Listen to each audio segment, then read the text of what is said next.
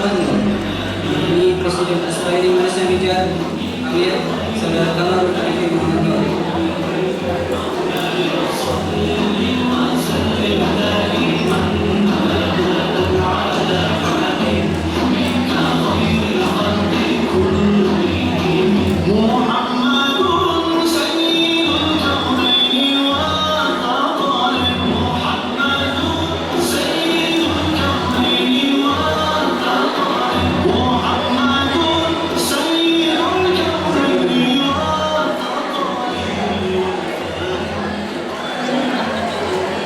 Bismillahirrahmanirrahim. Alhamdulillahirabbil alamin. Wassalatu wassalamu ala asyrafil anbiya'i wal mursalin wa ala alihi washabbihi ajma'in. Segala puji bagi Allah Azza wa Jalla. Selawat dan salam atas junjungan besar kita Muhammad sallallahu alaihi wasallam serta iringan doa buat para sahabat dan syuhada sepanjang zaman. Insyaallah bagi memulakan acara pada petang ini, marilah sama-sama kita menonton dan menghayati video yang akan dipaparkan sebentar lagi. Insyaallah sama-sama.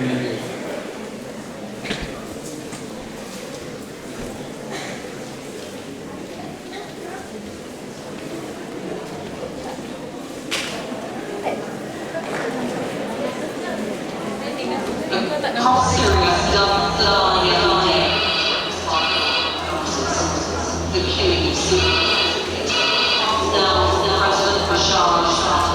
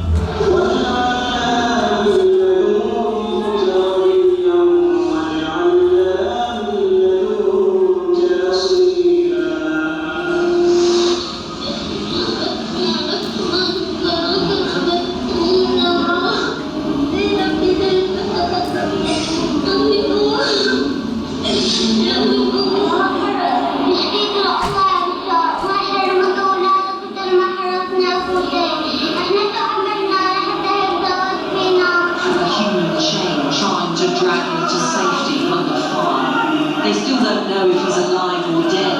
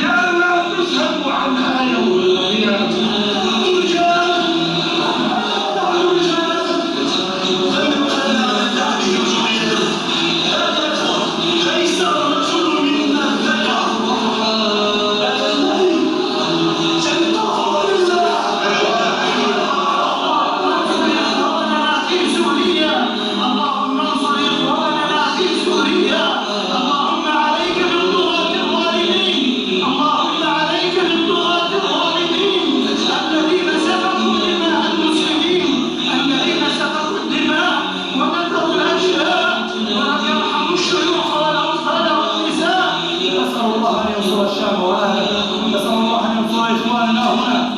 أسأل الله أن يؤيدهم بتأييده وأن ينصرهم بنصره وأن يقويهم بقوة من عنده. اللهم احمي أعراضهم واشف جرحاهم وداوي مرضاهم وتقبل شهداءهم وصبر أيتامهم وآملهم يا رب العالمين يا ذا الجلال والإكرام.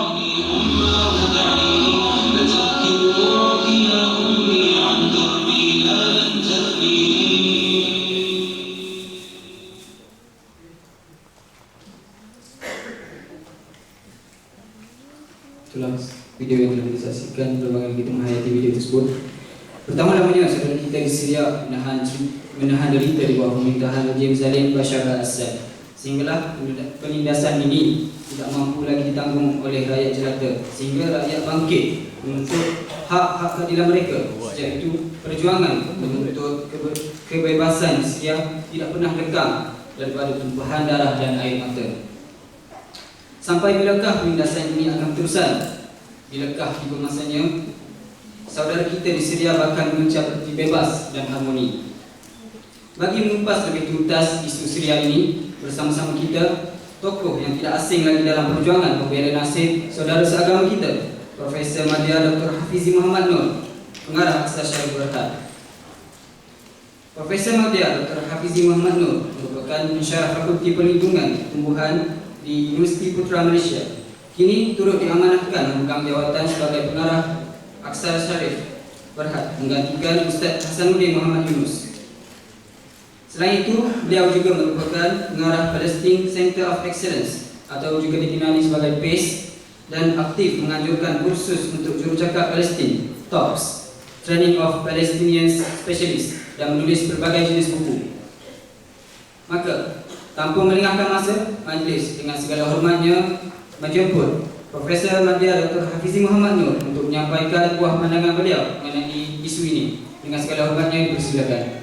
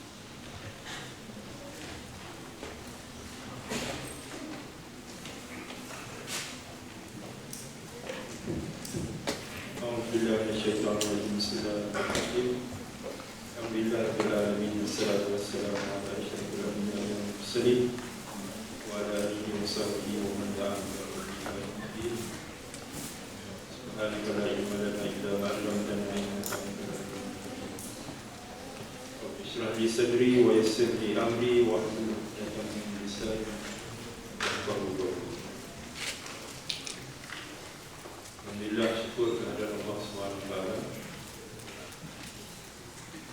dapat meninggalkan kaki ke bumi dari sempit yang tak diam.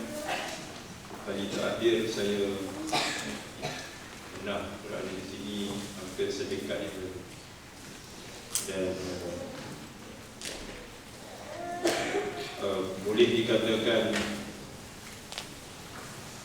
insight dengan ulang tahun kelahiran Pertubuhan Amir Jepun. Alhamdulillah, syukur kepada Allah SWT kita dikumpulkan pada saat ini di Dewan yang unik ini untuk membicarakan tentang satu isu besar, isu yang bersangkutan dengan umat Islam, bahkan suatu bumi atau satu tempat yang tidak asing lagi bagi kita sebagai umat Islam. Kalau kita perhatikan dalam konteks sejarah, dalam konteks sirah Rasulullah SAW, dan dalam konteks Quran, sebenarnya berbicara tentang Suriah adalah berbicara tentang tanah suci. Dan apa yang kita katakan pada hari ini dalam konteks negara-negara yang pisah-pisahkan oleh sempadan politik antarabangsa, iaitu Palestin, Lebanon, Suriah, Jordan. Sebenarnya ini adalah bilad Syams, bumi Syams, dan tidak asing lagi bagi Rasulullah SAW, yang mana sejarah awal baginda SAW memang terkait rapat dengan bumi Syams. Ini semua kita sedia maklum jika kita mempelajari sirah Rasulullah SAW. Dan kedudukan Syams ini, bilad Syams ini memang banyak disebut di dalam ayat-ayat Quran, yang mana antaranya suatu surah yang pendek, satu surah lazim, ramai yang menghafalnya. A'udzubillahi minasyaitonir rajim. Bismillahirrahmanirrahim. Wat-tini waz-zaitun wa turi sinin wa hadzal baladil amin. Demi buah tin, demi buah zaitun, demi bukit Tur Sina, demi kota yang amat ini. Apabila Allah Subhanahu wa taala bersumpah dengan buah tin dan buah zaitun, sebenarnya yang menjadi fokus ataupun objek tumpuan di sini bukan pohon-pohon tin, bukan pohon-pohon zaitun, tetapi tempat ataupun bumi di mana tumbuh suburnya pohon-pohon tin dan zaitun. Dan ini adalah berdasarkan kepada satu hadis Nabi SAW yang diriwayatkan oleh Fatimah binti Qais.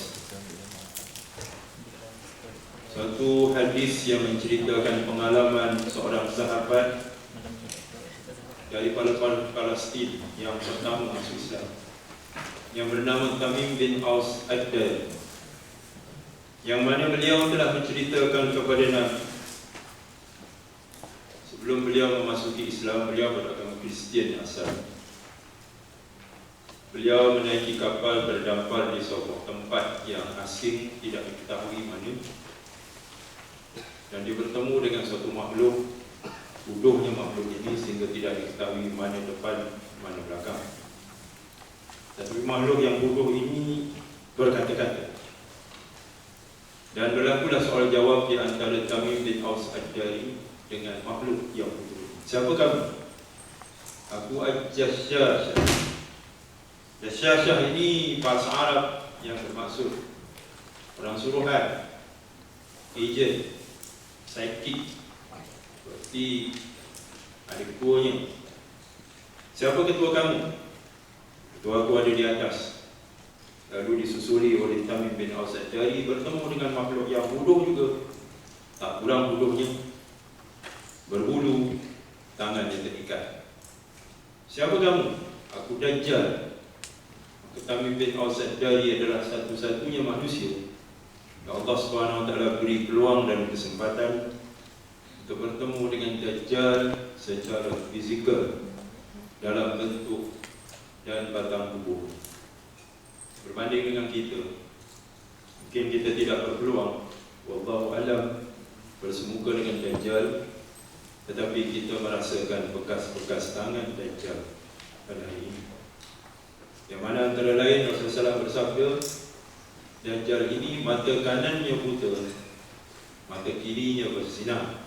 Satu isyarat bahawa Dajjal akan menutup kebenaran dan kemudian memancarkan kebatilan. Lalu kebatilan itu dilihat sebagai benar dan kebenaran itu dilihat sebagai kebatilan. Sebab itu kita disuruh berdoa, Allahumma arinal haqqa haqqa warzuqna ittiba'ah wa arinal batila batila warzuqna ijtinabah. Ya Allah, tunjukkan aku kebenaran itu sebagai kebenaran. Beri aku kekuatan untuk berpegang teguh dengannya. Tunjukkan aku kebatilan sebagai kebatilan dan berikan aku kekuatan untuk menolak kebatilan tersebut. Sebab mengenali kebenaran satu hal, berpegang dengannya satu hal yang lain. Mengenali kebatilan satu hal, menolaknya satu hal yang lain. Berapa ramai orang yang kenal kebenaran, tetapi kebatilan juga yang dirangkul seerat-eratnya kerana pelbagai kepentingan pribadi dan dunia. Sebab itu seperti yang saya sebut di dalam khutbah sebentar tadi, A'udzubillahi minasyaitonirrajim. Ya ayyuhalladzina amanu taqullaha wal tanzur nafsum ma qaddamat lighad wattaqullaha innallaha khabirun bima ta'malun. Wahai orang-orang yang beriman, bertakwalah kepada Allah dan masing-masing diri hendaklah perhatikan apa yang dia akan lakukan untuk hari esok. Jadi kalau kita tak cukup kuat untuk menolak kebatilan, tak cukup kuat untuk berpegang dengan kebenaran, ingatlah apakah natijah dan kesudahannya di hari akhirat. Kalau kebatilan juga yang kita lakukan, kalau kebenaran juga yang kita buat. Jadi di dalam perbualan di antara Tamim bin Aus Ad-Dari dan Dajjal, setelah memperkenalkan dirinya, Dajjal bertanya kepada Tamim bin Aus Ad-Dari beberapa soalan. Saya akan kupas satu-satu yang relevan dengan tajuk yang kita akan bicarakan. Apakah pohon-pohon tin dan zaitun masih berbuah di Baisan dan Zuhar? Tempat-tempat yang disebutkan ini memang wujud, dan anda boleh lihat di dalam peta di manakah duduknya Baisan dan Zuhar, iaitu tempat-tempat pekan-pekan tua yang sangat lama berhampiran dengan sempadan Suria, Urdun dan Palestin yang terjadi. Jadi yang dirujuk di dalam ayat Wat-tini wa zaitun sebenarnya merujuk kepada bumi Suria, bumi Bilad Syams. Apakah pohon-pohon tin dan zaitun masih berbuah? Ya, dijawab oleh Tamim bin Aus Ad-Dari, kerana dia sendiri adalah penduduk Palestin yang Rasulullah telah wakafkan kepada ketika Baitul Maqdis belum jatuh lagi, Al-Khalil ataupun Hebron. Dokumen yang tersimpan baik di museum di Turki, Istanbul, bahawa tanah wakaf Al-Khalil ini akan menjadi milik Tamim bin Aus Ad-Dari sampai yang menjadi asas kenapa haram hukumnya mengikrah Israel, kerana di sana terdapat tanah wakaf yang diamanahkan kepada Tamim bin Aus Ad-Dari. Bahkan seluruh bumi Palestin yang melingkari Baitul Maqdis itu sendiri adalah merupakan tanah wakaf bagi seluruh umat Islam. Kemudian Dajjal mengatakan apabila pohon-pohon tin dan zaitun tidak lagi berbuah, itulah waktu aku terbit ataupun aku keluar. Dan dalam hadis yang panjang ini mungkin tak sempat untuk kita bicarakan secara terperinci, tapi cukuplah untuk mengatakan bahawa buah tin dan buah zaitun yang Allah Subhanahu Wa Taala rujuk di dalam surah At-Tin itu sebenarnya merujuk kepada bumi Suria ataupun Syria yang akan diperkatakan. Sebab itu ukuran daripada pelbagai hadis yang menyentuh tentang akhir zaman, hadis-hadis kita ni adalah hadis-hadis akhir zaman yang merujuk kepada tempat-tempat. Antaranya Rasulullah mengatakan pertarungan terakhir yang akan berlaku di antara Isa AS dan juga Dajjal. Pertarungan terakhir, kemuncak pertarungan ini akan berlaku di Lud, L-U-D-D. Dan cuba anda Google di mana letaknya Lud. Lud letaknya di dalam bumi Suria. Dan satu lagi hadis yang saya sebut dalam khutbah apabila bercakap tentang masa depan Islam. Meyakini masa depan Islam, meyakini masa depan adalah untuk Islam, meyakini kemenangan adalah untuk Islam.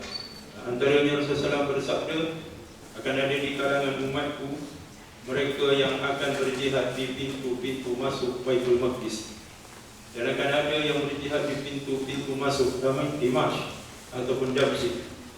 dan mereka ini tidak dapat dilemahkan oleh pengkhianatan golongan yang berkhianat, mereka akan menang. Jadi kita lihat sekali lagi bumi Damsyik disebut seiring dengan bumi Baitul Maqdis. Dalam arti kata yang lain, tidak ada pemisahan. Sesungguhnya sempadan-sempadan yang wujud yang memisahkan negara-negara bangsa yang kita kenali sebagai Palestin, Lebanon, Suria, Urdun sebenarnya adalah suatu bumi yang sepadu, integrated dalam lingkungan apa yang disebut Allah Subhanahu Wa Taala barakna haulahu, yang diberkati di sekelilingnya. Cuba kita baca dalam surah Al-Isra atau surah Bani Israel ayat yang pertama. Semua orang, hampir semua yang menghafalnya kerana ayat ini berkaitan dengan peristiwa Isra dan Mi'raj. Bismillahirrahmanirrahim. Subhanalladzi asra bi 'abdihi lailan minal masjidil haram ilal masjidil aqsa alladzi barakna haulahu linuriyahu min ayatina innahu huwas samiul basir. Maha suci Allah yang berjalankan hamba-Nya di malam hari daripada Masjidil Haram ke Masjidil Aqsa yang diberkati di sekeliling. Maka puan dan akhwat sekalian, sidang hadirin sekalian, apa yang kita bicarakan pada hari ini tidak lepas daripada konteks tanah suci, tidak lepas daripada membicarakan tentang Baitul Maqdis. Kerana apa yang akan berlaku pada hari ini dan juga menjelang kiamat, ianya bukanlah berkaitan dengan Palestin dalam konteks negara bangsa yang dipisah-pisahkan menurut sempadan politik antarabangsa, tapi sebenarnya dia adalah peristiwa-peristiwa yang menyertai bumi Asyams yang utuh dalam konteks Quran dan juga dalam konteks hadis Nabi, dalam konteks sirah Rasulullah SAW. Jadi itu poin yang pertama yang saya nak tegaskan, bahawa apa yang kita bicarakan ini adalah sebahagian daripada tanah suci, bukan di sampingnya ataupun yang selain daripada tanah suci. Ia adalah bahagian yang integral, an integral part of Baitul Maqdis. Jadi itu kita nak jelaskan.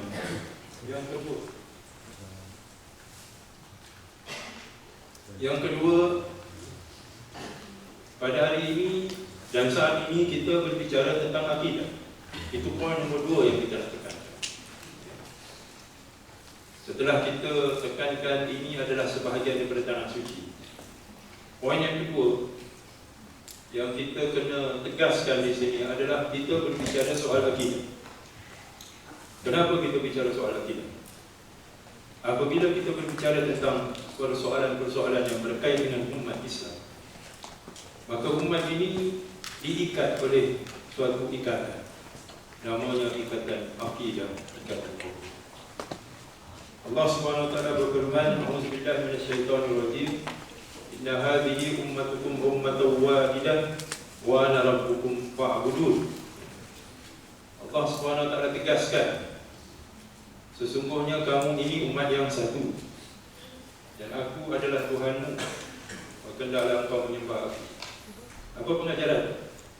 Pengajarannya persaudaraan Islam ataupun konsep ukhuwah adalah terkait langsung dengan persoalan ibadah ataupun ubudiyah, menyembah Allah Subhanahu wa taala.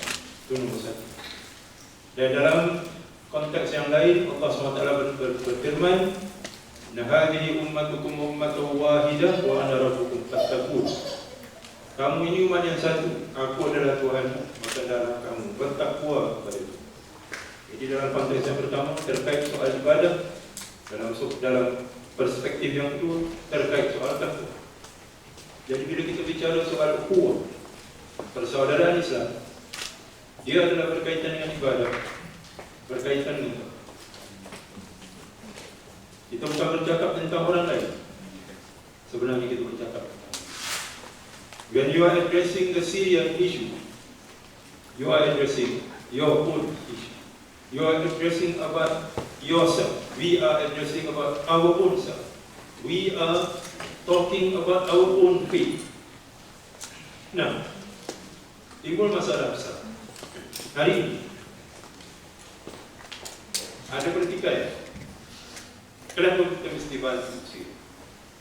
Kenapa kita mesti mengambil berat, bahkan mengambil tahu tentang Syria? Kerana ini isu Syria. Jadi bukan isu Malaysia ataupun isu negeri. Ini bukan isu dalam Malaysia. Ini adalah isu dalam Syria. Jadi kita tak perlu campur tangan. Ini permasalahan yang melibatkan pertikaian politik antara kelompok-kelompok yang bertelanjang. Itulah pandangan umum sebahagian besar, unfortunately, sebahagian besar umat Islam. Kenapa ini berlaku? Untuk menjelaskan ini, saya memerlukan masa yang panjang. Tapi cukup saya ringkaskan. Cuba kita perhatikan betul. Bagi tumpuan, bukan pada kota Syria, tapi cuba bagi tumpuan kepada sempadan-sempadan antara Syria, Iraq, Jordan, Saudi. Apa yang menariknya tentang sempadan-sempadan ini? Boleh saya dapatkan feedback ataupun maklumat. Lupakan tentang Syria, tapi cuba perhatikan sempadan yang memisahkan Syria dan Jordan, Iraq dan Saudi. Can you describe? Boleh tak anda terangkan in your own words the boundaries ataupun sempadan-sempadan?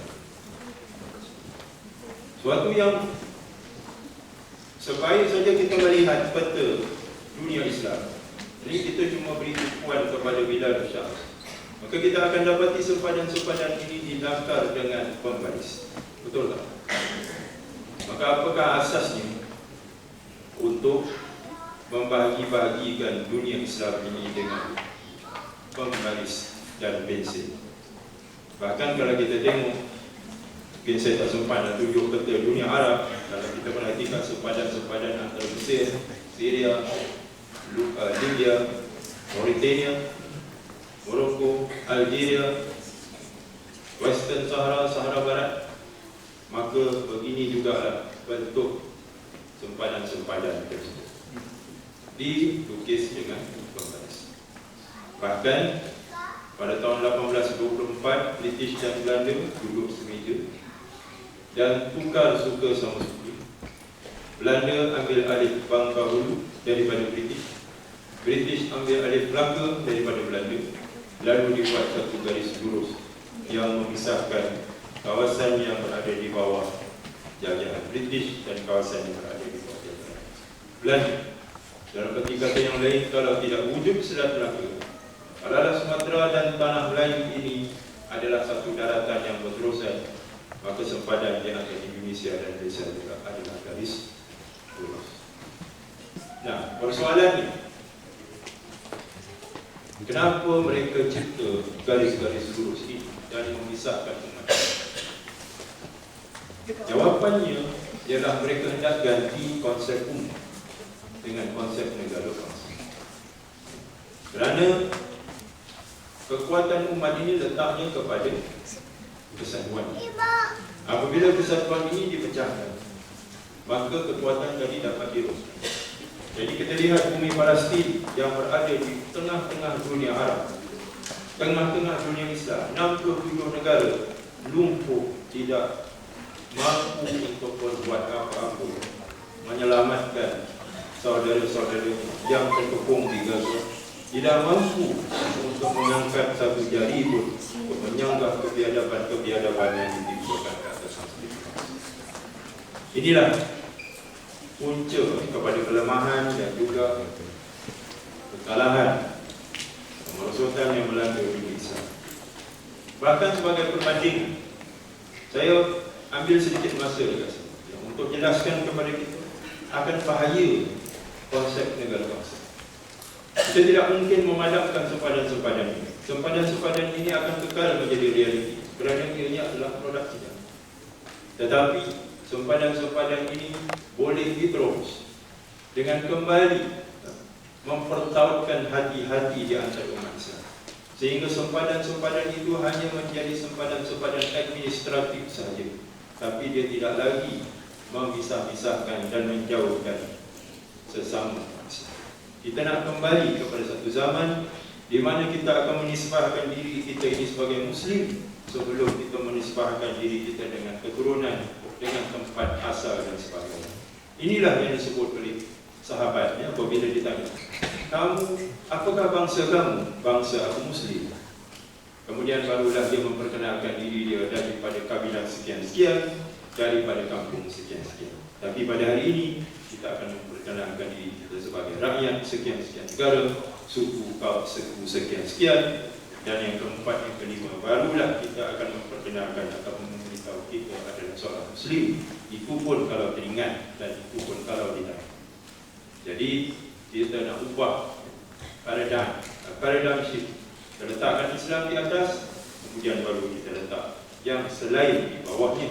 Kerana kita ini dimuliakan dengan Islam. Barang siapa yang mengambil selain daripada Islam, maka tidak akan menambah akannya selain kehinaan. Mari kita lihat sempadan-sempadan negara Eropah ya. Kita boleh lihat sempadan-sempadan negara Eropah ini adalah sempadan-sempadan semula jadi. Contohnya antara Sepanyol dengan Perancis. That's why orang-orang yang berada di Sepanyol berbahasa Spanish dan orang-orang yang berada di Perancis berbahasa French. Kerana sempadan di antara Perancis dan Spain ialah banjaran gunung Pyrenees. Jadi orang-orang Perancis dan orang-orang Sepanyol adalah dua suku bangsa yang berbeza. Nenek moyangnya berbeza. Dan kalau kita lihat sempadan di antara Perancis dan Germany, ada sebuah sungai yang besar, the River Rhine. Sebab mereka yang berada di sebelah timur berbahasa Jerman, mereka yang berada di sebelah barat berbahasa French. Begitu juga kita naik di sebelah utara, ada Selat Inggeris, the English Channel. Jadi mereka yang berada di sebelah utaranya, the British Isles, berbahasa Inggeris, sedang mereka yang berada di selatan, English Channel berbahasa French. So kisah natural boundaries.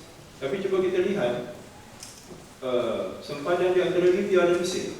Bahkan kalau kita berada di sempadan tersebut, kita tidak akan nampak any geographical features, ciri-ciri geografi untuk mengatakan di sini Mesir, di sini Libya. Kita berada di tengah-tengah padang pasir melaut. Tidak ada suatu petanda pun untuk menunjukkan bahawa ini adalah Libya dan ini adalah Mesir. Apatah lagi mereka bercakap dalam bahasa yang sama dan mereka mempunyai akidah yang sama. Jadi inilah masalahnya. Panjang lebar saya terangkan perkara ini untuk menjelaskan kenapa sebahagian umat Islam merasakan apa yang berlaku di Syria ini bukan isu kita. Sebahagian yang merasakan ini adalah isu dalaman Syria dan kita tidak perlu campur tangan. Dan kita boleh telah menyaksikan tadi bagaimana umat Islam dibunuh. We are talking about people being killed. And they are not just killings, but brutal killings. Pembunuhan yang sadis, yang bukan saja dilakukan ke atas laki-laki dewasa, tapi juga pada kanak-kanak. Kita tak sanggup lihat seperti yang dipakai. So, bagaimana agama dalam keadaan umat Islam dizalimi sedemikian rupa, tiba-tiba kita bercakap ini bukan isu kita. We are not talking about political issues. We are not talking about political differences. We are talking about iman. We are talking about akidah. Sebab itu isu ini diketengahkan dan dibicarakan secara tuntas pada hari ini supaya kita dapat mengambil satu tindakan, suatu amal bagaimana kita boleh menyelesaikan isu ini. Apakah tindakan-tindakan perlu? Cuba perhatikan di sini. Di Syria, di Jordan dan Iraq. Dan kawasan ini sebenarnya menempatkan satu suku bangsa yang terkenal, Kurdish, iaitu keturunan Salahuddin Al-Ayyubi. Lihat bagaimana kelompok ini dipecahkan. Sebahagiannya menjadi orang Syria, sebahagiannya menjadi orang Jordan, sebahagiannya menjadi orang Iraq. Dan apakah asasnya untuk memisahkan tiga wilayah ini dalam bentuk three-way junction, T-junction. Ini adalah suatu bentuk anomaly ataupun satu bentuk penipuan yang jelas untuk memisahkan dan memecah belahkan. Baik, itu asas kepada kenapa kita bercakap tentang Syria dan kenapa kita mesti melakukan sesuatu. Okey.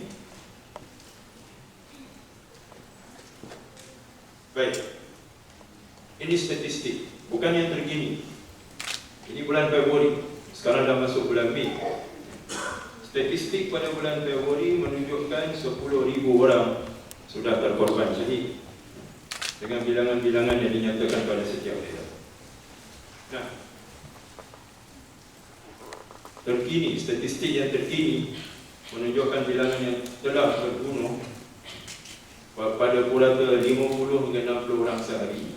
So, bilangan yang terbunuh sudah mencecah lebih daripada 12,000, hampir 13,000 pada saat. Ini tak termasuk mereka yang tercedera, mereka yang hilang ratusan ribu lagi. Dan yang menjadi pelarian di Jordan, Turki dan juga Lebanon, yang juga bilangannya ratusan ribu, yang sekarang ini dibantu oleh Islamic Relief. Islamic Relief, khususnya kalau di Malaysia, IRM, Islamic Relief of Malaysia. Jadi kita menyalurkan segala bantuan kita kepada rakyat Syria melalui OPT ataupun organisasi IRM, Islamic Relief of Malaysia. Jadi even as we speak, sedang kita bercakap, ketika kita berada di Dewan yang selesa ini, ada umat Islam yang ketika ini sedang dibunuh oleh tentera-tentera pada Asad. So ini perbuatan yang biadab dan zalim ini mesti kita tamatkan secepat mungkin. So inilah kita pada hari ini cuba untuk meningkatkan, membangkitkan kesedaran supaya sesuatu boleh kita lakukan yang segera, sesuatu yang segera boleh kita lakukan.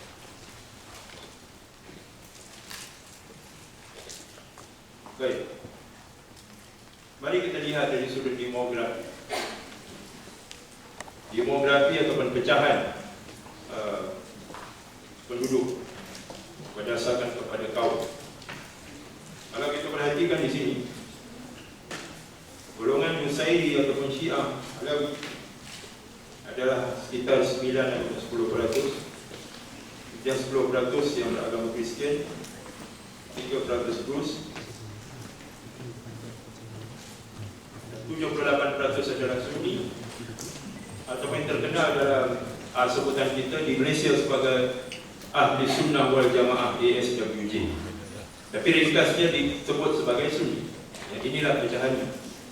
Kalau dari sudut keturunan, pecahan-pecahan yang kita lihat di sini adalah merupakan aliran agama atau kepercayaan, pegangan. Sedangkan pecahan dari sudut kaum, dari sudut suku kaum, 90% adalah berbangsa Arab dan sekitar 10% berbangsa Kurdi. Jadi itulah dari sudut demografi atau pecahan-pecahan ini. Mari kita lihat yang menjadi fokus kepada kita pada hari ini, kerana yang mengakibatkan melakukan kezaliman ini adalah daripada kelompok Nusair, kelompok Syiah Alawi. Walaupun mereka ini merupakan minoriti, tapi mereka telah menduduki tempat-tempat ataupun tapak-tapak kuasa, dan ada latar belakang sejarah tentang perkara ini yang akan saya sebut kalau ada kesempatan. Tapi mari kita lihat siapa itu Nusairi. Nusairi ini bukan aliran, dia bukan suatu mazhab. Jadi kita kena jelas, dia sebenarnya adalah satu agama yang berlain, bukan sebahagian daripada Islam. Dia adalah agama baru yang lahir kira-kira 200 tahun selepas wafatnya Rasulullah SAW. Pengasasnya bernama Ahmad Nusairi, dan dia membawa satu ajaran dengan mencampur adukkan agama Islam, Kristian dan agama-agama pagan. Kecenderungan untuk mencampur adukkan agama-agama ini namanya sinkretisme, di mana beberapa agama digabungkan untuk menjadi satu agama baru. Ini bukanlah sesuatu yang pelik, sebenarnya berlaku di banyak bahagian daripada dunia Islam. Bahkan kalau kita tengok di sebelah Nusantara, ada satu aliran, bukan aliran tapi satu agama yang melibatkan percampuran agama, iaitu agama Kejawen, Gomo Jawa. Sebenarnya ini adalah percampuran di antara agama Hindu, Islam, sisa-sisa agama Buddha. Sebab itu agama Hindu di Nusantara ini dinamakan Hindu Mahayana, itu percampuran antara Hindu dan Buddha, dan juga agama-agama nenek moyang, animisme, kepercayaan kepada nenek moyang. Sebab itu kita merujuk kepada solat dalam bahasa kita sebagai sembahyang, sembah moyang. Itu asalnya daripada kepercayaan animisme ataupun menyembah nenek moyang. Jadi kejawen ataupun gomo Jawa ini adalah suatu pegangan yang cukup popular di kalangan umat Islam di Jawa. Sebab itu kita lihat di Jawa ni ada dua pecahan. Yang pertama kita panggil Islam Putihan ataupun golongan santri. Islam Putihan ataupun golongan santri ini adalah seperti kita lah, yang melaksanakan tuntutan syariat secara lengkap, ya. Iaitu seperti kita, tidak ada perbezaan. Dan satu lagi kelompok adalah kelompok abangan. Kelompok abangan inilah yang cenderung kepada percampuran antara Islam dan Hindu ini. Dan dalam zaman Soeharto memang ada usaha untuk mewartakan ataupun menjadikan gomo Jawa ataupun kejawen ini sebagai agama resmi, dinamakan kepercayaan, in capital letters, kepercayaan. Tetapi dia tentang hebat dari ulama-ulama yang jelas, termasuklah almarhum Buya Hamka. Beliau telah menolak usaha ini, maka alhamdulillah dia tidak jadi diwartakan ataupun dijadikan sebagai suatu agama rasmi di Indonesia. Jadi kita lihat sinkretisme ini bukanlah suatu yang pelik, tapi suatu yang memang berlaku di banyak bahagian negara dunia Islam. Bahkan ada suatu kepercayaan tasawuf kita kena berhati-hati. Satu kepercayaan ataupun aliran tasawuf yang berpegang dengan doktrin wahdatul wujud, kesatuan wujud, yang juga kita akan lihat di dalam Nusairiyah ini, ya, di mana Tuhan itu dikatakan menjelma dalam batang tubuh manusia. Ini wahdatul wujud, kesatuan wujud. Sedangkan kita wahdatul syuhud, kesatuan kesaksian. Sebab itu kita mengucap syahadah asyhadu an la ilaha illallah, ya, aku nak saksi bahawa tidak ada Tuhan melainkan Allah. Ini namanya kesatuan kesaksian, wahdatul syuhud. Sedangkan aliran tasawuf yang sesat ini, dia berpegang dengan pegangan wahdatul wujud, kesatuan wujud, yang juga adalah sisa daripada kepercayaan Hindu, ya, iaitu reincarnation. Kita kena berhati-hati supaya kita tidak terjebak di dalam pencemaran akidah seperti ini. Baik, kita kembali ke Syria, ya. Agama Nusairi ini menggabungkan agama Islam, Kristian dan Pagan. Dan apa persamaannya dengan Syiah? Persamaannya dengan Syiah ialah penganut Nusairi ini mengkuduskan Ali. Di sini saya kena jelaskan, ya. Semua sahabat Rasulullah SAW dimuliakan. Kita memuliakan sahabat dan kita tidak membeza-bezakan. Walaupun pada satu ketika para sahabat bertelaga sehingga membawa kepada peperangan. Jadi kita ada kem Muawiyah radhiyallahu anhu dan kita ada kem Ali radhiyallahu anhu. Kemudian kita ada kem Ali radhiyallahu anhu yang bertempur dengan Aisyah radhiyallahu anha, sehingga menimbulkan dua peperangan yang merupakan sebahagian daripada episod hitam di dalam sejarah Islam, yaitu peperangan Siffin dan Jamal. Tapi semua para sahabat ini dimuliakan dan kita tidak membeza-bezakan. Mereka bertemu dan mereka berperang kerana permasalahan berpegang dengan ijtihad masing-masing. Baiklah, semoga ianya menjadi pengajaran bagi umat yang datang. Tetapi kita tidak mensucikan. Inilah yang membezakan Syiah dan akidah yang sejahtera, akidah salimah.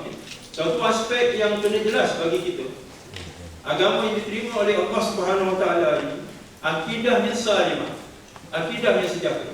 Sekiranya berlaku kecacatan kepada akidahnya, aspek salimahnya akidah tadi, maka akan berlaku kecacatan yang mungkin menyebabkan kita keluar daripada Islam. Salah satu daripada jenayah akidah yang dilakukan oleh Syiah ialah bukan saja mengkuduskan Ali, mensucikan Ali, tetapi sebalik itu menghina dan mengkafirkan sahabat yang lain. Dia bermula sebagai sebuah gerakan politik.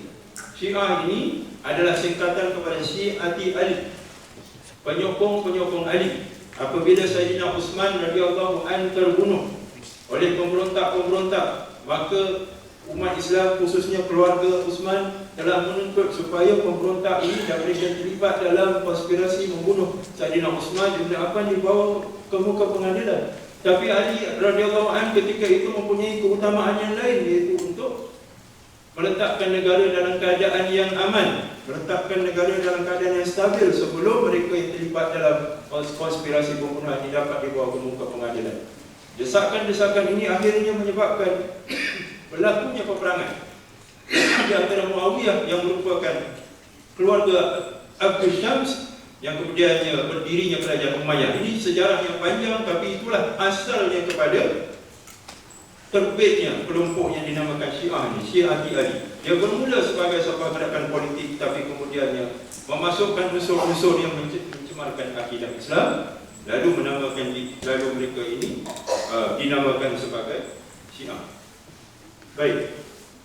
Jadi persamaan di antara Nusairi dengan Syiah inilah mereka turut mengkuduskan Ali. Kita memuliakan sahabat, tetapi kita tidak mengkuduskan, mensucikan mereka. Sebab itu kita kena hati-hati. Kalau ada orang yang menggunakan kalimah Ali karamallahu wajhah, ini sebenarnya adalah pengaruh daripada sini. Kenapa kita mesti memuliakan Ali dengan kalimah karamallahu wajhah, sedangkan sahabat-sahabat yang lain, Abu Bakar As-Siddiq, Umar bin Khattab, Utsman bin Affan, semuanya disebut sebagai radhiyallahu anhu ajma'in. Jadi jangan guna kalimah karamallahu wajhah ini, tetapi kita muliakan Ali sebagaimana kita memuliakan sahabat yang lain dengan kalimah radhiyallahu an ataupun jamaknya radhiyallahu anhu ajma'in. Ya. Jadi kita kena berhati. Imam Ibn Taymiyah rahimahullah menganggap mereka ini lebih kafir daripada Nasara. Sebab apa? Nasara sendiri sudah menyeleweng, sudah menyimpang daripada akidah yang sejati, dan mereka menyeleweng di atas penyelewengan. Sebab itu Imam Ibn Taymiyah menganggap mereka ini lebih sesat daripada Nasrani dan juga Majusi. Dan anak murid kepada Ibn Taymiyah itu Ibn Katsir, dengan tafsir Ibn Katsirnya merujuk mereka ini sebagai pagan saja, iaitu mereka yang menganut agama-agama nenek moyang yang datang daripada kelompok-kelompok yang hidup di sekitar negerinya. Jadi inilah dia sedikit latar belakang tentang Nusairi. Mari kita lihat sedutan daripada video klip ini. Sound dia.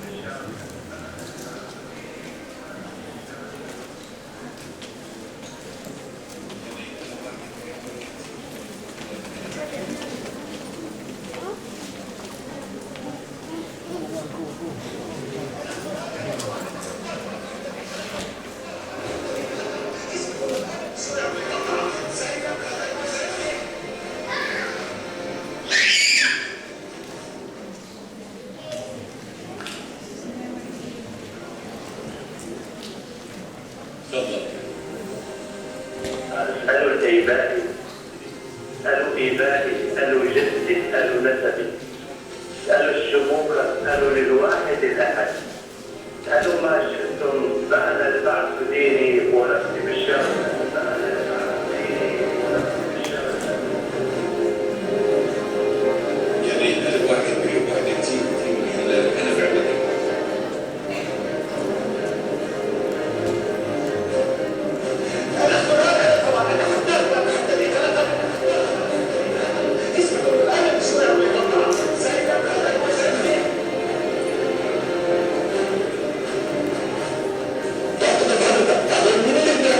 أنزل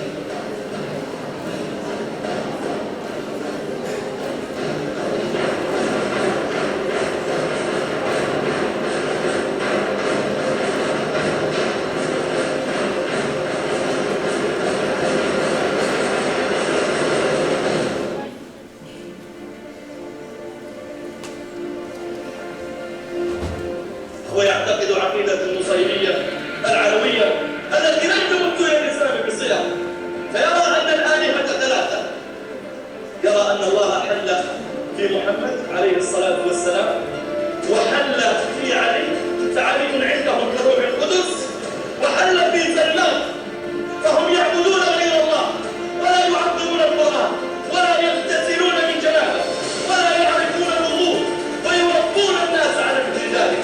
ألم تر أنهم بالجيش السوري يحرم عليهم الصلاة ويمنعون منها ويمنع أن يطلق لحيته، بل من أنواع الكفر الذي سمعناها تجد من ذلك عجبا. Shaykh al-Islam Ibn Taymiyyah rahimahullah said about this group of Nusayriyah, when he was asked about their ruling, he said those Murziya and Nusayriyah are kuffar by the agreement and the consensus of the Muslims. As you see today, prostrating to the picture of Bashar al-Assad and worshipping them beside Allah subhanahu wa ta'ala and testifying to his lordship, testifying making him a deity beside Allah subhanahu wa ta'ala.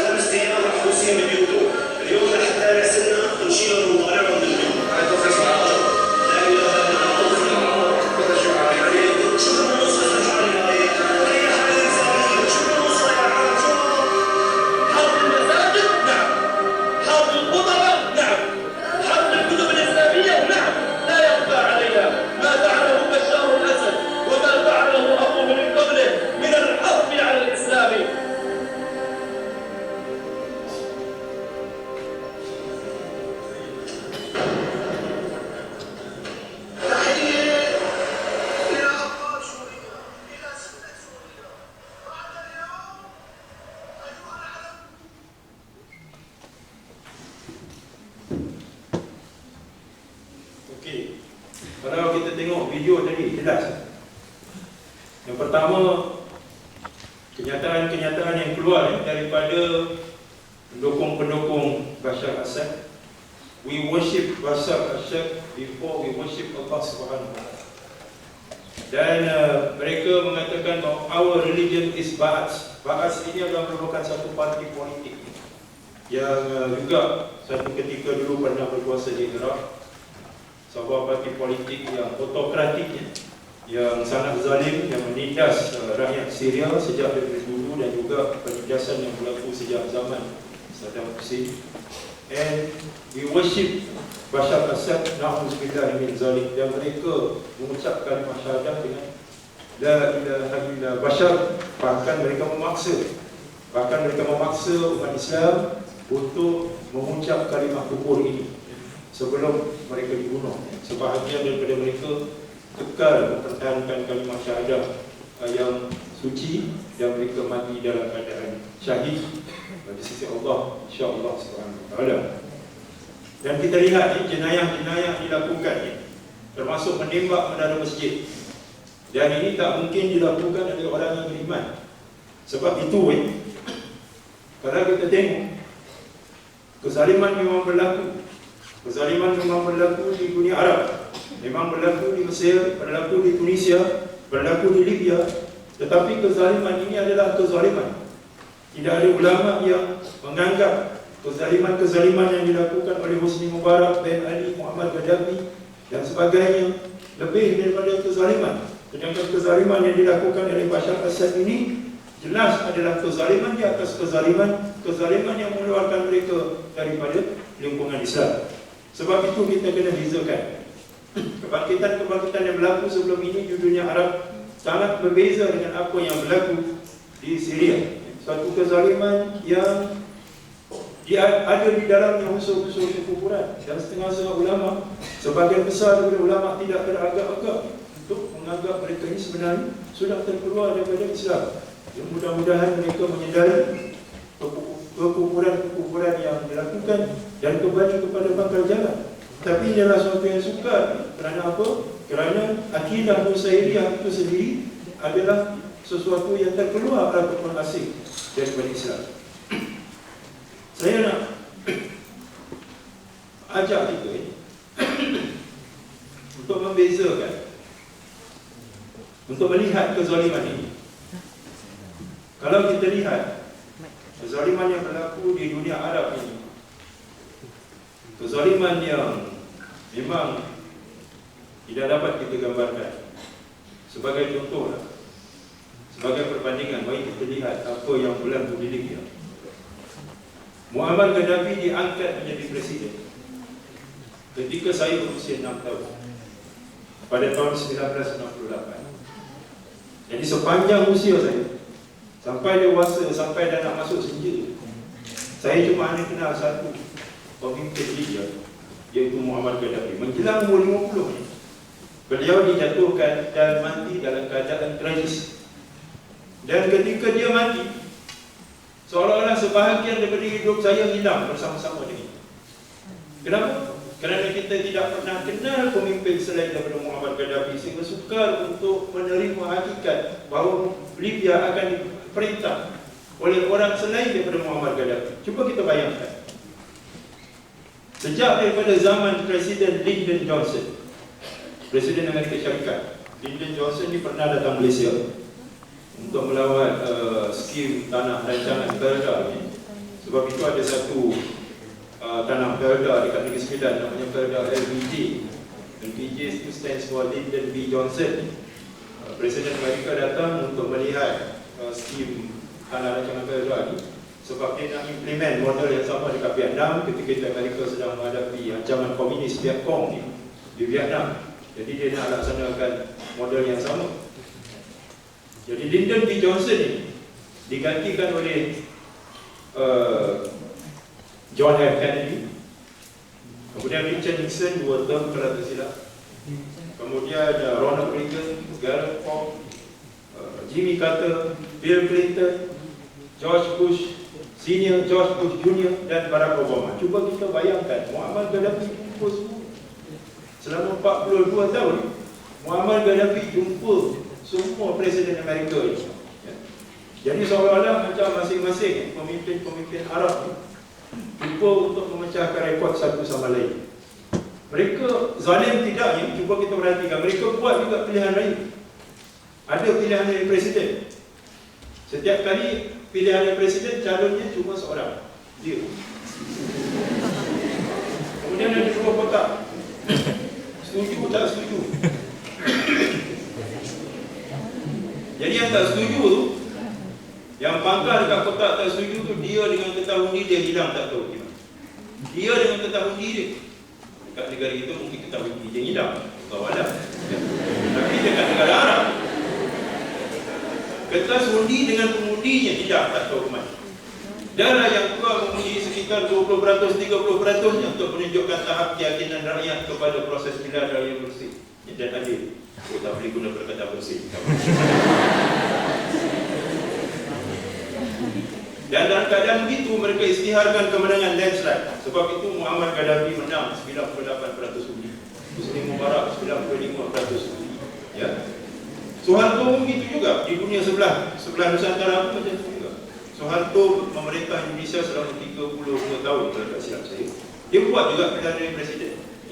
Dan setiap kali ada presiden SPR ni, Suruhanjaya Pilihan Raya akan pergi ya. 17,000 pulau, bayangkan ya. 17,000 pulau, setiap pulau ni akan SPR-nya akan pergi dan akan melakukan proses mengundi. Apa yang mereka lakukan ialah pegawai SPR ni hanya berdiri kat jeti. Kemudian teriak kepada ketua kampung, Pak Lurah, sini berapa penduduknya? 324. 324 Golkar semua iya Golkar, maka 324 ini untuk Golkar. Itulah proses demokrasi dan pilihan raya yang berlaku di negara-negara Islam. Ya. Kalau kita tak ajar, kita pun begitu pada sistem yang sama juga. Itu kalau kita tidak berhati-hatilah, kemudian kita sampai ke sana. Jadi nak bagi tahu, kezaliman memang berlaku. Dan kalau kita tengok Mesir, contohnya Mesir, sebuah negara yang kaya, tetapi 40% daripada penduduk Mesir adalah miskin tegar dengan pendapatan kurang daripada $2 sehari. Pendapatan isi rumah $2 sehari, lebih kurang RM6 sahaja. Apa yang boleh dimakan dengan RM6 sehari? Sebab tu kita tengok anak-anak di Mesir tidak bersekolah, kerjanya mengutik sampah. Kalau kita pergi ke kota raya Kairo, sebelum berlakunya Taurat kebangkitan, maka kita akan lihat anak-anak tak pergi sekolah, tapi sebaliknya untuk mengutip sampah, dan mereka bawa sampah itu kepada pusat-pusat kumpulan sampah untuk mendapat upah yang sangat rendah. Tapi Husni Mubarak sendiri memegang aset berjumlah $317 bilion. Jadi inilah bentuk kezaliman-kezaliman. Pembunuhan memang berlaku. Kalau kita tengok pembunuhan yang memang berlaku semasa kebangkitan di Mesir, kebangkitan di Tunisia, kebangkitan di Libya, memang berlaku pembunuhan. Tetapi pembunuhan ini tidak seperti yang kita saksikan di Syria. Jadi apa yang berlaku di Syria ini boleh kita simpulkan, dia bukan sekadar kezaliman, tetapi suatu bentuk kekuburan. Dan kerana itu usaha-usaha untuk menumbangkan pemimpin Syria ini adalah suatu yang sangat penting, perlu diutamakan, dan bahkan setengah ulama mengatakan wajib, kerana kezaliman yang sudah sampai ke tahap. Ini sejarah ringkas ya. Kalau kita tengok bermula pada tahun 1945-1946, ayah kepada Bashar Assad, iaitu Hafiz Assad, mengambil alih, merampas kuasa, dan kemudian bermula daripada saat itu sehingga kini Syria diperintah oleh golongan Ba'athis ini, ataupun kelompok Nusairi yang bergerak di bawah gagasan politik Ba'ath. Sebenarnya penguasaan Nusairi ini bermula sejak awal, kerana mereka ini adalah merupakan golongan yang dipilih oleh penjajah Syria untuk menduduki tempat-tempat penting, jawatan-jawatan penting, dan juga tempat-tempat strategik di seluruh negara Syria. Sebab itu kita lihat mereka terus berkuasa dan mencekam Syria sehingga. Nah,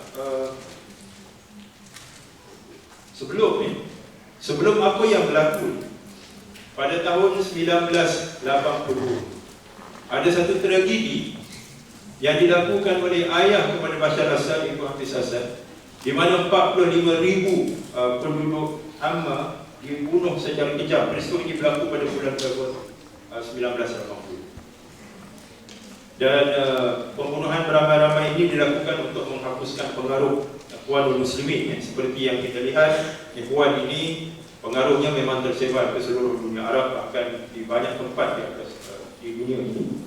Dan usaha untuk menghapuskan Ikhwan ini bermula sejak zaman ayah kepada Bashar Assad, iaitu Hafiz Assad. Dan massacre ini berlaku pada tahun 1982. Kalau kita bandingkan dengan pembunuhan yang berlaku di Safra dan Shatila pada tahun 1981, sekitar bulan September, setepatnya 16 September. Ingat ni, kita sambut Hari Malaysia 16 September, dan pada tarikh yang sama jugalah berlakunya pembunuhan ke atas umat Islam, pelarian Palestin di kamp Safra dan Shatila. Dan pembunuhan ini dilakukan oleh tentera-tentera Falangis Lebanon, tentera-tentera Kristian yang bersekongkol dengan Ariel Sharon, Menteri Pertahanan Israel ketika itu. Mereka bekerjasama dengan pasukan tentera Israel untuk melakukan pembunuhan beramai-ramai tersebut. Nah, kalau kita perhatikan, bilangan yang terbunuh di Safra dan Shatila adalah sekitar 3,000 hingga 4,000 orang. Dan peristiwa ini diketahui di seluruh dunia. Kerana apa? Kerana dunia memang memberi ketumpuan kepada Palestin. Tetapi lebih kurang 5 bulan atau 6 bulan selepas itu berlaku satu lagi pembunuhan yang jauh lebih dahsyat, lebih kejam, ya, di mana Hafiz Assad menggunakan kereta kepal, menggunakan jet pejuang untuk membunuh rakyatnya sendiri. Ya. Hama itu dikatakan menjadi padang jarak dan padang terkubur. Sehingga hari ini bahagian-bahagian tertentu daripada kota raya Hama itu tidak dibangunkan. Dia menjadi kota berhantu. Dan peristiwa ini kekal dalam ingatan rakyat Syria sehingga mereka menjadi takut. Ya. takut untuk bersuara, sehinggalah berlakunya kebangkitan-kebangkitan di bahagian-bahagian lain dari dunia Arab yang memberikan sedikit kekuatan dan keberanian kepada mereka untuk bangkit menentang rejim kuku zalim, rejim zalim kuku besi Bashar Assad. Kalau kita bertanya kepada kawan-kawan kita yang belajar di Syria, contohnya, setiap keluarga itu akan ada mata dan telinga Bashar Assad. Akan ada ejen-ejen yang planted in the family to make sure that none of the members of the family yang menyuarakan dissent, voice of dissent ataupun bantahan-bantahan, bangkangan-bangkangan kepada rejim Bashar Assad. Kita lihat keluarga, ahli keluarga sendiri tidak boleh dipercayai. Mereka saling mencurigakan di antara satu sama lain. Kerana itulah rejim Bashar Assad, Hafiz Assad sebelumnya dapat kekal sampai 30 tahun, yang kemudian yang diteruskan oleh anak Bashar Assad. Nah, kalau kita perhatikan, ya, ini adalah sebahagian daripada kemusnahan yang berlaku di Hama. Hama ni kedudukannya di sini, ya. Kalau dalam foto di Hama, dia juga mencatatkan bilangan korban yang tinggi, ya. Bilangan korban yang tinggi. Tapi sebahagian besar, most of the killings berlaku di homes, ataupun hims, yang pada bulan Februari bilangannya sudah mencecah 3,000 lebih, tapi saya perkirakan sekarang ini mungkin sudah mencecah 5,000. Kalau kita perhatikan dan bandingkan dengan apa yang berlaku sekarang, kenapa pembunuhan di Hama ini tidak diketahui? Tidak ramai yang mengetahui tentang tragedi Hama ini. Apa bezanya dengan apa yang berlaku sekarang? Sebab Syria ini memang terkenal dengan kawalan media yang cukup ketat. Media tidak bebas untuk melaporkan apa yang berlaku di Syria. Tetapi perbezaannya adalah sekarang ini kita berada di dalam zaman dan era teknologi maklumat. Peristiwa yang berlaku itu dirakamkan dan dapat disaksikan on real time. Maknanya dapat disiarkan ke serata dunia on real time ketika ia berlaku. As it happens, as the event unfolded, ianya disaksikan di seluruh dunia. Inilah rahmat ataupun kelebihan daripada teknologi maklumat yang datang dalam bentuk handphone, dan datang dalam bentuk Facebook, yang datang dalam bentuk tweet dan sebagainya. Sebab itu kita lihat kebangkitan di Mesir ini dinamakan apa? Facebook Revolution. 2 juta rakyat Mesir turun ke medan takrir. Taurah ketika berlakunya kebangkitan rakyat Mesir ini sebenarnya didorong ataupun motivated, ya, dengan mesej-mesej yang disiarkan secara online, sama ada melalui Facebook, terutamanya melalui Facebook. Walaupun revolusi di Mesir ini dinamakan revolusi Lotus, ya, tapi tidak pick up, nama itu tak pick up. Sebaliknya yang terkenal ataupun yang dipopularkan adalah revolusi Facebook. Nah, inilah kesan daripada kemajuan teknologi maklumat, yang mana kekejaman ini tak dapat ditutup-tutup. Katakanlah peristiwa yang berlaku pada hari ini berlaku pada tahun 80-an, maka apa yang berlaku di Hama akan berulang. Ianya akan kekal menjadi rahsia, tidak diketahui oleh masyarakat antarabangsa. Tapi inilah suatu yang tak dapat ditutup lagi, ya, dan tersiar di seluruh dunia. Baik, sedikit untuk melihat bagaimanakah kebangkitan di Syria ini bermula. Suatu yang kalau kita susur balik latar belakang kepada kebangkitan di Syria, dia bermula di Tunis. Seorang pemuda yang bernama Bu Aziz yang membakar diri.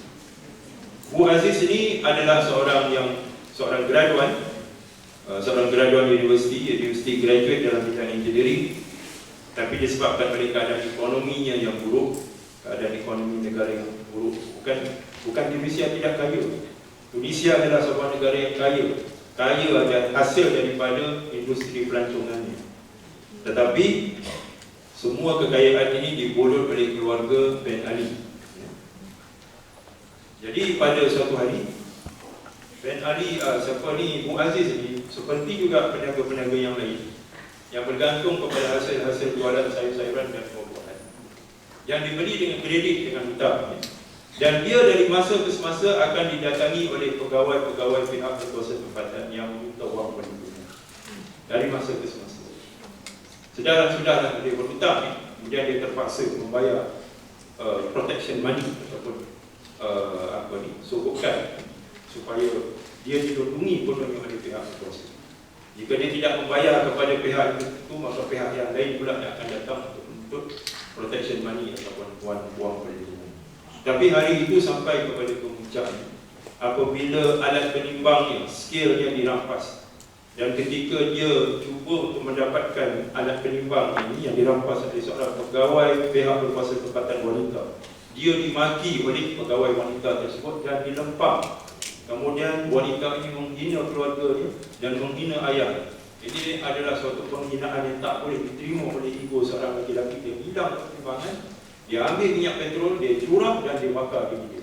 Nah, saya nak tanya, kalau peristiwa ini berlaku di Malaysia, agaknya apakah pandangan orang terhadap Abu Aziz?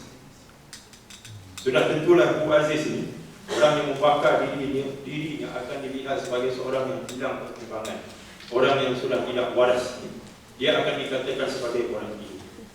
Tetapi ketika Abu Aziz membakar diri, orang yang berada di sekelilingnya mendapat mesej. Apa mesej? Mesejnya ialah kezaliman sudah sampai kepada puncaknya. Dia lagi push to the corner. Mereka sudah menanggung penderitaan yang berpuluh tahun lamanya. Sudah sampai kepada satu tahap di mana mereka tidak dapat lagi menanggung penderitaan. Dan ini digambarkan oleh tindakan nekat yang dilakukan oleh Abu Aziz. Apabila mereka melihat tindakan yang nekat ini, they got the message. Dan mereka bangun serentak untuk address ataupun redress the oppression yang ataupun kezaliman yang mereka alami selama puluhan tahun. Bayangkan kalau nak bercakap tentang kezaliman yang berlaku di Indonesia ini memang tidak dapat kita gambarkan. Semasa saya belajar dekat US ini, saya tengok pelajar-pelajar daripada Indonesia semuanya clean shaven. Mereka cukur janggut mereka, licin. Dan kerana masa itu kami muda, syadid, keras, sehingga janggut ini adalah merupakan suatu yang wajib masa itulah. Kita kena ingat sunnah ni ada dua. Sunnah yang sunat, sunnah yang wajib. Amalan-amalan peribadi Rasulullah SAW seperti bawa sikat, menyisir rambut, memelihara janggut, ini adalah sunnah yang sunat. Yang eloklah kita buat. Bukan saya kata jangan buat, tapi eloklah dan digalakkan untuk kita buat. Sebab Rasulullah SAW itu adalah qudwah, uswatun hasanah, contoh yang terbaik. Tapi dia tetap merupakan sunnah yang sunat. Maknanya kalau tak buat, mungkin tak ada pahala. Tetapi sunnah yang wajib, yang ini yang kita kena berikan perhatian. Apa dia sunnah yang wajib? Sunnah yang wajib dia berdakwah, berjihad, menegakkan sistem-sistem Islam. Ini adalah sunnah yang wajib. Tak boleh tidak, semua orang mesti terlibat dalam proses untuk mengabadikan Islam dan meletakkan Islam ini pada tempatnya yang mulia, iaitu dilaksanakan sebagai sistem hidup yang lengkap. Itu dia sunnah yang wajib. Berdakwah adalah sunnah yang wajib, tak boleh ditinggalkan. Baik, oleh kerana kami melihat pelajar-pelajar daripada Tunisia ni clean shaven, kami tegur dia, why are you not sporting a beard? Kenapa tak ada janggut? Didn't you know that sporting a beard is something of a great sunnah? It's a great sunnah of Rasulullah. Jadi kami memandang rendah kepada dia. And then dia explain, dia terangkan kepada kami, did you know brother, in Tunisia, if you have a beard, they will pull your beard strand by strand. Bayangkan, ada berapa helai janggut ni? Berapa? 5,000 lebih, tak tahu. Kira dah setuju. Dan dicabut satu demi satu. Betapa rejim Ben Ali sebelum tu, ayah dia Bourguiba, sangat membenci Islam, sangat memusuhi syariat Islam. Sehingga amalan-amalan yang merupakan syiar, lambang-lambang keislaman dibenci. Dan mereka akan pastikan supaya lambang-lambang atau syiar-syiar Islam ini dibunuh, supaya tidak membuka sistem zalim yang cuba dihidupkan ataupun dipertahankan oleh Habib Bourguiba dan kemudian oleh penggantinya itu Ben Ali. Zalim, memang zalim. Dan masjid ini hanya boleh dikunjungi oleh ahli-ahli syariah yang berdaftar. Bayangkan, it can only be kita panggil patronized. The local mosque can only be patronized by the registered member. Maknanya kita hanya boleh pergi ke masjid di mana kita adalah menjadi ahli karya sendiri, dan setiap seorang akan diberikan swipe card. Yang apabila masuk untuk mengerjakan sembahyang kena swipe, dan keluar kena swipe, supaya dapat ditentukan mereka ni berada di masjid tak lebih daripada berapa minit, cukup untuk solat saja. Kalau dibiarkan lama, itulah akhirnya jadi kuliah, akhirnya jadi tazkirah, akhirnya jadi musrah. Akhirnya akan berlaku kebangkitan rakyat yang akan menumbangkan diri. Zalim tak zalim. Yang dikatakan apabila berlakunya solat jemaah, satu saf itu adalah merupakan jamaah yang kulit, genuine, bonafide. Kemudian saf yang kedua adalah merupakan SP, semua special branch. Dan setiap seorang akan memerhatikan orang yang berada di hadapannya. Nak cerita zalim tak zalim. Kezaliman yang seperti ini sudah berleluasa sejak puluhan tahun. Sehinggalah apabila Abu Aziz membakar dirinya, he is sending a message loud and clear that enough is enough. Enough is enough. We have suffered enough and it has to stop now. That was the message interpreted by the public. And they rise up en masse untuk membentuk satu gelombang yang akhirnya menumbangkan Vietnam. Jadi inilah dia, kezaliman ini tidak akan dapat dipertahankan. Siapa-siapa yang berlaku zalim silakan. Dia mungkin boleh berkuasa 10 tahun, 20 tahun, bahkan kalau di Mesir 80 tahun. Teruskan kezaliman anda. Tapi akhirnya kezaliman ini akan ditumbangkan. Dan akan ditumbangkan bukan oleh gerakan Islam. Inilah tuduhan yang dilemparkan kepada Ikhwan. Ikhwan dikatakan akan menumbangkan kerajaan. Ikhwan akan menggulingkan kerajaan. Ikhwan mengatakan kami tidak akan menggulingkan kerajaan. Kami tidak akan menumbangkan kerajaan, tetapi kerajaan akan ditumbangkan oleh kezaliman yang dilakukan ke atas rakyat. Rakyat sendiri akan bangkit. Rakyat yang dizalimi sendiri akan bangkit dan menumbangkan kezaliman tersebut. Jadi inilah mesej yang cukup terang dan jelas, loud and clear to all authorities, kepada semua yang berkuasa. Anda boleh berlaku zalim. Berapa lama anda berlaku zalim? Silakan. Tetapi kezaliman ini akhirnya akan ditamatkan. Mungkin 10 tahun, mungkin 20 tahun, mungkin sampai 80 tahun, mungkin ratusan tahun. Kalau kita tengok penindasan kezaliman yang berlaku di Palestin oleh Zionis yang sudah berlanjutan selama 65 tahun. Kalau kita tengok standard Salahuddin Al-Ayyubi ketika umat Islam berusaha untuk membebaskan Baitul Maqdis. Baitul Maqdis ini berada di bawah genggaman tentera Salibiyah selama 100 tahun.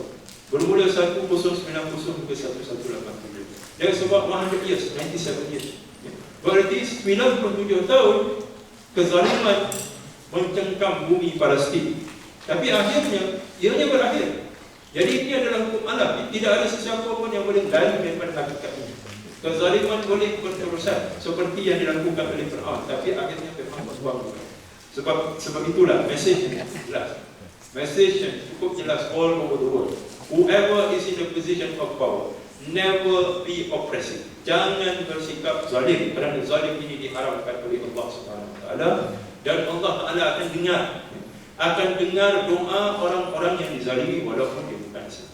Itu kita kena ingat. Walaupun dia tidak menyeru nama Tuhan ketika dia dizalimi, ketika dia sakit, dia sepak terajam, dia hanya mengatakan aduh, dia mengadu, aduh itu didengar oleh Allah Subhanahu Wa Taala, dan Allah Taala akan membalas kezaliman ini dengan menumbangkan kezaliman itu satu hari. Itu adalah pasti hukum alam, tak ada siapa-siapa pun yang boleh lakukan itu. Dan beginilah kezaliman tadi ditumbangkan di Indonesia dengan cara-cara yang tidak terkesan-kesan. Sebab itu kepada kawan, sidang hadirin sekalian, apa yang dikendaki daripada kita hanya amal, hanya berusaha menyibukkan diri kita dengan dakwah, menyibukkan diri kita dengan mengajak manusia kepada kebaikan, mengajak manusia supaya meninggalkan kezaliman, supaya menolak kezaliman. Akhirnya Allah Ta'ala akan jawabnya, akan jawab dengan cara-cara yang kita tak sangka-sangka. Bagaimana siapa pun boleh sangka ni seorang pemuda membakar dirinya, akhirnya menyebabkan Ben Ali tumbang dan terusir keluar daripada negara. Nah, mesej ini bukan sahaja disambut oleh penduduk Tunisia, ianya disambut pula oleh Mesir, dan kemudian disambut pula oleh Libya, disambut juga oleh Yaman, dan disambut juga oleh Syria. Dan dalam kes Syria ni kita tengok bagaimana ia disambut oleh kanak-kanak sekolah. Kanak-kanak sekolah tadi saya katakan kezaliman ini terdedah, tersebar ke seluruh dunia kerana teknologi maklumat, Facebook, Twitter dan sebagainya, text messages, sistem pesanan ringkas. Jadi kanak-kanak juga teruji. Orang Syria juga sudah dizalimi sekian lama oleh sistem autocratic rule, rejim yang memerintah sejak kuku besi, ayat disebut. Mereka juga sudah Begitu lama menanggung penderitaan akibat kezaliman. Kezaliman tidak bebas bersuara. Islam ini adalah satu agama yang menjamin kebebasan. Sebab itu Allah SWT tidak pernah memaksa orang untuk masuk Islam. Allah Ta'ala bagi kebebasan. La ikrah fid din, qad tabayyana ar-rusydu minal ghayy. Tidak ada paksaan dalam agama, sesungguhnya sudah jelas kebenaran daripada kebatilan. Tidak ada perlunya Allah SWT untuk memaksa orang masuk Islam. Sebab itu sebagai Muslim kita tak boleh paksa. Karamah Islam adalah kebebasan untuk memilih. Nah, apa hak kita untuk mengekang kebebasan untuk bersuara, bukan kebebasan untuk melakukan apa saja, tidak. Kebebasan untuk menyuarakan rasa tak puas hati, kebebasan untuk mempertahankan dan membela hak. Ini adalah kebebasan yang dijamin oleh Islam. Apabila kebebasan ini ditiadakan, ini adalah satu bentuk kezaliman yang akhirnya akan dikembangkan juga. Jadi kita lihat kanak-kanak di Syria juga yang merasakan kesan kezaliman ini meluahkan apa yang mereka rasa dengan menconteng dinding. Kerajaan perlu ditumbangkan. Kanak-kanak. Jadi kanak-kanak ditahan dan diseksa. Dan ada seorang atau dua orang yang terbunuh. Bila ibu bapa mereka datang dan menuntut supaya anak-anak ini dibebaskan, apa mereka cakap ni? Pegawai-pegawai polis itu mengatakan serahkan isteri-isteri kamu dan untuk kami perkosa. Kemudian hasil daripada perkosaan ini inilah akan menjadi anak-anak. Kita sebagai suami, kita sebagai ayah tidak akan dapat menerima kata-kata penghinaan seperti ini. Kita tak ingat kita kecil ke, kita kurus ke, bila seseorang mengatakan perkataan biadab seperti ini, kita akan bertindak walaupun kita terpaksa bunuh orang sebagai seorang lelaki. Ini adalah suatu kata-kata penghinaan. Dan kata-kata penghinaan inilah yang akhirnya membangkitkan seluruh rakyat Syria. Bukan saja suami tidak sanggup menerima kata-kata yang ini, tapi seluruh rakyat Syria. Jadi kita lihat bagaimana kalau di Indonesia kebangkitan itu dicetuskan oleh seorang pemuda yang membakar dirinya, yang hilang pertimbangan. Semoga Allah SWT mengampunkan dia. Sebaliknya mungkin Allah SWT akan menghukum orang-orang yang berlaku zalim kepada dia. Jadi kita lihat di Syria kebangkitan ini dicetuskan oleh kanak-kanak yang akhirnya menyebabkan seluruh rakyat Syria bangkit. Jadi pada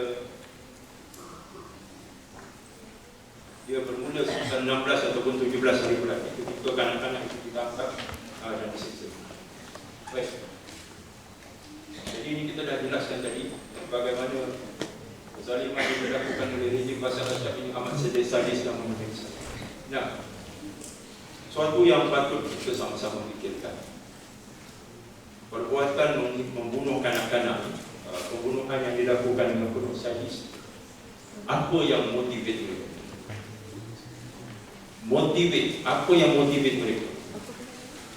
Sebenarnya kebencian. Inilah suatu ciri yang jelas bagi konflik yang berbentuk sektarian. Kalau konflik itu menyebabkan permusuhan di antara kaum atau permusuhan antara agama, maka kita akan lihat belas kasihan. Sebab itu ikhwan dan akhwat yang sidang hadirin sekalian, saya ingatkan terutama di Malaysia, jangan dikocak sentimen perkauman kerana kesan yang amat buruk. Apabila konflik ini sifatnya adalah permusuhan antara kaum atau antara agama, memang tidak ada belas kasihan. Saya pernah ke Maluku apabila orang-orang Kristian membunuh umat Islam dalam masjid pada bulan Ramadan dan pada hari raya pada tahun 2000, dan kita menyaksikan bagaimana mereka mencampakkan bayi ke atas dan kemudian mencangkas pedang sehingga putus. Sedangkan yang mereka bunuh ini adalah daripada kalangan saudara-saudara Muslim. Seperti di Pulau Maluku, sebahagian besar daripada keluarga di sana ada yang beragama Islam, ada yang beragama Kristian. Apabila berlaku permusuhan antara agama, orang-orang Kristian mengambil kesempatan daripada peristiwa reformasi ketika kerajaan Indonesia masih lemah, ketika nak bangkit semula sebelum sistem demokrasi dapat dipulihkan, mereka ambil kesempatan ini untuk bebas daripada Republik Indonesia dan membuka Republik Maluku Selatan. Tapi tak percaya bagaimana mereka lakukan itu dengan membunuh umat Islam walaupun daripada kalangan saudara mereka. Mereka melakukan perbuatan-perbuatan yang tak sanggup itu gambarkan dan ceritakan, membunuh dengan cara yang sadis dan kejam. Dan apa yang motivate mereka? Yang motivate mereka adalah unsur-unsur kebencian, sectarianism. Jadi kita ingatkan, kita sebagai umat Islam jangan kita kocak sentimen perkauman. Kita sepatutnya menzahirkan Islam sebagai rahmatan lil alamin, mengajak manusia kepada Islam, bukan menjauhkan mereka daripada itu. Bukan dengan menimbulkan rasa benci, bukan dengan menimbulkan rasa perkauman. Kita kena lihat dalam perspektif. Baik, ini kita dah jelaskan tadi. Dan kita lihat ini yang paling penting. Bagaimana sikap sebahagian negara Islam? Hanya mendiamkan diri. Kemudian di setengah-setengah negara Islam, kedutaan Syria memuji kerajaan-kerajaan tersebut kerana tidak campur tangan dalam urusan dalam negeri.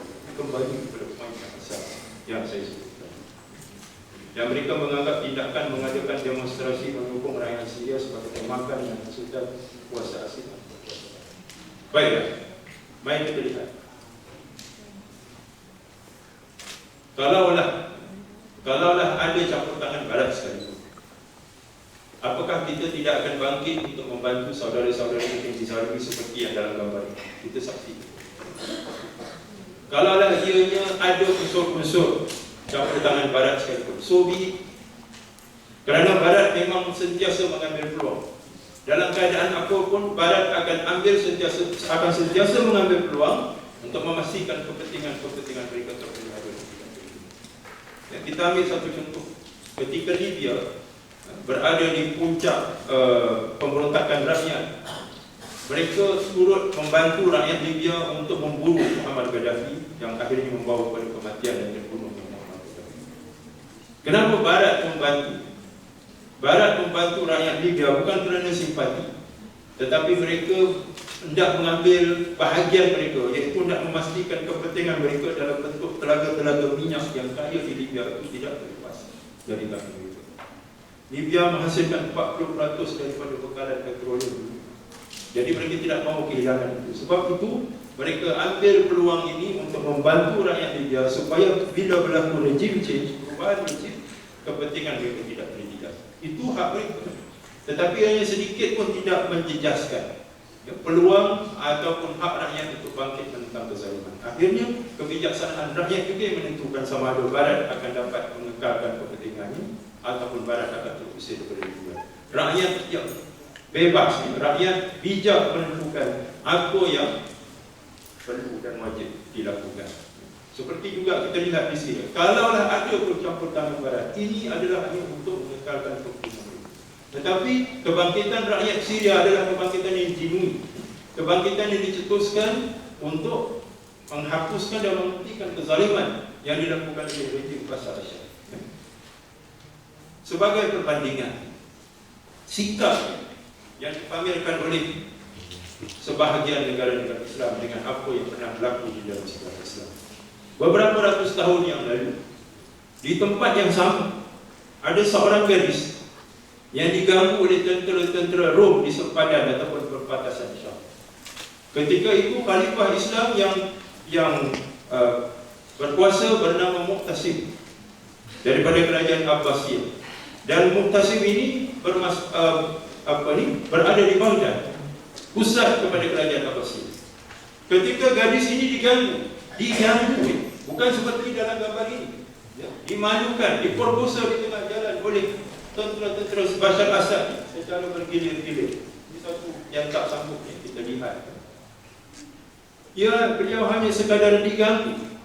Ketika diganggu, gadis ini berteriak meminta tolong. Wah Muqtasimah, wah Muqtasimah. Cuba bayangkan, dia berada di Syam, sedangkan Khalifah berada di Baghdad. Jauhnya lebih kurang 3-4 ribu kilometer, mungkin lebih. Perjalanan dengan kapal terbang mungkin mengambil masa 5 atau 6 jam. Jauh. Tetapi yang diseru oleh gadis ini ketika dia diganggu oleh tentera Rom ialah Wah Muqtasimah, menyeru nama Khalifah. Berita disampai kepada Khalifah. Muqtasim lalu menulis satu surat yang panjang, penuh dengan ugutan-ugutan dan amaran. Hentikan tindakan biadab ini. Hentikan mengganggu muru'ah wanita Islam ini. Kerana muruah seorang wanita dalam Islam adalah muruah Islam itu sendiri. Pantang, satu kepantangan dalam Islam jika wanita-wanitanya diganggu. Kerana sekiranya wanita dia diganggu, berarti Islam itu sendiri yang diganggu. Itu dan nilai wanita di dalam Islam. Tapi malam ni, pada hari ini kita lihat apa yang berlaku sekarang. Jadi bagi dalam Islam, bagi Mu'tasim ketika itu, muruah seorang wanita adalah muruah beliau juga, muruah bagi Islam yang wajib untuk dipertahankan, tidak ada hukum. Dia tulis surat yang tegas, hentikan perbuatan biadab ini, jika tidak aku akan hantar bala tentera. Besarnya bala tentera ni, kepalanya sudah sampai Syam, ekornya masih di Baghdad. Bermakna dalam konteks hari ini, Mu'tasim akan mengerahkan tentera ini, akan mengerahkan tentera jalan kakinya, akan mengerahkan kereta kepalanya, akan mengerahkan tentera udaranya, akan mengerahkan tentera lautnya, hanya untuk membela dan mempertahankan seorang wanita Islam. Apakah ini urutan khusus? Tentera-tentera Rom itu tidak menghentikan perbuatan biadab, terus mengganggu gadis-gadis Islam. Apa yang berlaku? Mu'tasim benar-benar menghantar bala tentera yang besar. Bukan sahaja gadis ini diselamatkan, tetapi wilayah tadi jatuh kepada Islam. Hanya kerana untuk membela seorang wanita, muruah seorang wanita. Yang ini diaibkan in public, di tengah jalan, dan tidak ada seorang pun pemimpin umat Islam yang sanggup mengangkat satu jari untuk menyanggah kebiadaban. Sebab itu ya, wahai dan akhwat sekalian, kita takut bila kita mati besok. Antara soalan yang akan ditanyakan, yang kita dengar di dalam bacaan talqin, adalah siapa saudara? Kita akan jawab berdasarkan kepada iman kita. Kita akan kepada tindakan dan amalan kita. Kita bukan jawab berdasarkan kepada pengetahuan. Dari sudut pengetahuan, umat Islam adalah saudaraku. Tetapi kita akan jawab berdasarkan kepada amalan dan juga kepada tindakan. Apabila kita mengatakan apa yang berlaku di Syria ini adalah isu dalaman Syria, tidak ada kena-mengena dengan kita di Malaysia, maka kita akan memberikan jawapan yang seperti bagaimana yang kita nyatakan di atas muka. Apabila kita tidak mengaku apa yang berlaku di Syria ini sebagai isu umat Islam, berarti saudara-saudara kita bukan umat Islam, tetapi entah siapa-siapa. Mungkin orang Melayu kita akan jawab. Siapa saudara kamu? Orang Melayu. Apakah itu jawapan yang kita beri? Apakah itu jawapan yang akan diberi oleh Allah SWT? Kalaulah kebiadaban seperti ini berlalu begitu saja di depan itu. Almarhum Buya Hamka pernah mengatakan, kalaulah umat ini membiarkan wanita-wanita dimalukan, diaibkan sedemikian rupa, maka almarhum Buya Hamka mengatakan, angkatlah takbir 4 kali, kapankan umat itu, takbirkan 4 kali dan usungkan ke kuburan, kerana umat itu sesungguhnya sudah tidak punya lagi. Inilah nilainya itu pada ini. Apabila kita membiarkan wanita-wanita ini diaibkan sedemikian rupa, tanpa ada suatu laki-laki sejati pun yang akan berdiri, ya, seperti yang kita saksikan di dalam video klip tadi. A man is not determined by his sex, but a man will be defined by a person who stands for Allah. Mereka yang berdiri menyahut seruan Allah, itulah dia laki-laki yang sejati. Puan dan akhwat sekalian, inilah situasi yang berlaku kepada umat Islam. Saya ingat pada tahun 1995 dulu, lebih kurang 20,000 muslim Bosnia diperkosa oleh tentera-tentera Serbia secara sistematik. Mereka memang buru muslimah Bosnia untuk mereka perkosa, kerana mereka nak melahirkan anak-anak Serbia daripada perbuatan biadab. Sehingga ada wakil daripada muslimah Bosnia yang menulis kepada Dr. Yusuf Qaradawi, apa yang perlu kami lakukan? Kami amat benci dengan kandungan-kandungan kami. Lalu Dr. Yusuf Qaradawi mengatakan, lahirkanlah dan besarkanlah mereka sebagai muslim saja. Tapi sebahagian daripada mereka membunuh diri. Dan saya masih ingat lagi pada tahun 1995, disiarkan gambar-gambar dan akhbar wanita-wanita yang menggantung diri mereka pada dahan-dahan pokok. Kita mungkin mengatakan mereka ini membunuh diri, tetapi ditakuti mereka ini akan dimasukkan ke dalam syurga Allah SWT. Sebaliknya kita lah didakwa kerana kita membiarkan wanita-wanita ini diperlakukan sedemikian rupa, sedangkan kita punya kuasa, kita punya harta, kita pegang kuasa ekonomi dunia, kita ada dibekalkan dengan kekayaan berupa petrodolar dan sebagainya, tapi kita tak sanggup mengangkat satu jari untuk menyanggah kebiadaban. Jadi inilah persoalan yang kita nak tengahkan. Mari kita lihat sedikit apa pandangan ulama. Ulama Azhar memutuskan bahawa Bashar Assad sudah melampaui batas dan beliau wajib dibunuh. Wajib. Sebelum lebih ramai rakyat Syria menjadi mangsa kekejaman beliau. Hari ini bilangan Umat Islam yang terbunuh sudah mencecah 12,000, 13,000, mungkin lebih.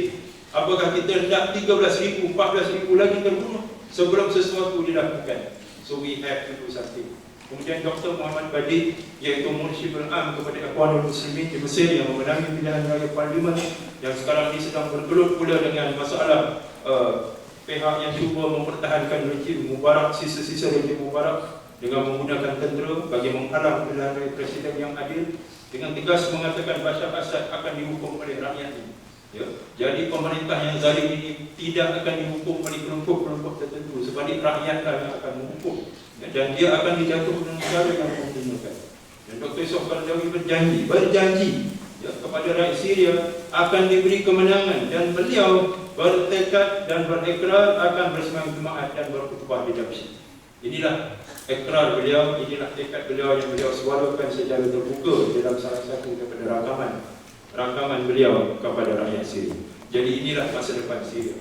Ya, masa depan yang akan menjamin kemenangan kepada rakyat Syria. Jadi alhamdulillah kita di Malaysia, kita sudah mengeluarkan kenyataan media Gabungan Selamatkan Syria. Gabungan Selamatkan Syria mengutuk sekeras-kerasnya tindakan kekejaman dan tidak berberi kemanusiaan ke atas rakyat Syria oleh rejim Bashar Assad. Fakta kekejaman rejim Bashar terhadap rakyat Syria sekarang menunjukkan kematian 8,500 orang rakyat terbunuh. Ini kenyataan ini dibuat pada bulan Februari. Sekarang ini sudah mencecah 12,000, mungkin 13,000 orang. Seramai 39,000 orang awam cedera, dan bilangan ini sudah mencecah hampir 100,000 pada hari ini, dan 180,000 tahanan dalam penjara disiksa. Fakta pada hari ini menunjukkan 250,000 di dalam penjara yang mereka disiksa dengan cara-cara yang sangat mengerikan. Kejaman mereka lebih terselah apabila mereka mencuri harta rakyat, membunuh ulama, melakukan pembunuhan ulama ramai, merokok, mencabut kehormatan wanita, menghalang perempuan beriman dan memakai hijab, serta menindas orang lemah seperti orang tua dan kanak-kanak. Bahkan kita tengok bagaimana mereka membedil menara-menara masjid, sama seperti yang dilakukan oleh Israel di Gaza. Saya sendiri melihat di Gaza bagaimana menara-menara masjid semua menunjukkan tanda-tanda serangan Zionis. Inilah juga yang dilakukan di Syria. Jadi tidak ada beza antara tentera-tentera Bashar Assad dan juga tentera Zionis. Mereka semuanya memusuhi Islam. Gabungan dengan ini menuntut Bashar Assad menghentikan kezaliman dan pembunuhan rakyat Syria dengan serta-merta. Bashar Assad telah berundur dengan serta-merta. Kerajaan Malaysia menyatakan pendirian mengutuk kezaliman Bashar Assad dan memanggil balik duta Malaysia di Syria. Memanggil balik duta ini sebenarnya adalah suatu tindakan diplomatik yang biasa dilakukan oleh negara-negara yang mahu menunjukkan rasa tidak menunjukkan rasa bantahan terhadap suatu tindakan yang tidak boleh diterima oleh masyarakat antarabangsa, khususnya seperti yang berlaku kepada Venezuela, di mana Hugo Chavez, iaitu Presiden Venezuela, telah mengisytiharkan duta Israel sebagai personal non grata, tak boleh menjejakkan kaki ke Venezuela. Dan kita juga melihat Bolivia yang pernah mengusir duta Amerika Syarikat. Bayangkan, mana ada negara yang berani mengusir duta Amerika Syarikat, tetapi Bolivia pernah melakukan ini pada tahun 2008. Jadi ini adalah tindakan-tindakan kelelakian, tindakan-tindakan rijal yang perlu ditunjukkan oleh negara-negara Islam yang bermaruah. Kalau betul-betullah kita hendak menghayati konsep ukhuwah Islam berdasarkan kepada konsep umat tadi, ya? Bukan lagi melihat ini sebagai isu orang lain atau isu sebuah negara yang tidak ada kaitannya dengan Malaysia. Jadi satu perhimpunan rakyat telah diadakan pada hari Jumaat 16 Mac 2012 yang lepas, yang diwakili oleh Gabungan Selamatkan Syria, dan satu memorandum telah dihantar kepada pimpinan saya. Inilah pertubuhan-pertubuhan yang terlibat dalam gabungan selamatkan Syria, 13 pertubuhan, dan ada lagi pertubuhan-pertubuhan lain. Satu yang akbar telah dibuat melibatkan juga pelajar-pelajar Syria, waktu pelajar Syria, dan lebih kurang 4,000 orang telah mengadakan suatu perasaan demonstrasi untuk menyatakan sikap sokongan dan sumbangan kepada Syria boleh disalurkan kepada Islamic Relief Malaysia dengan nombor akaun yang disertakan. Untuk semua boleh pergi kepada website Islamic Relief dan wakil Malaysia adalah Tuan Menteri Datuk Syamsuddin Zainal Abidin. Beliau adalah merupakan country representative bagi Islam. Dan ini adalah sumbangan yang sampai kepada pelajar-pelajar Syria yang berada di Lebanon dan Jordan. Dan inilah wajah-wajah anak-anak yang dapat diselamatkan. Jadi mudah-mudahan mungkin pihak Education Fair Amir mungkin boleh meneruskan ataupun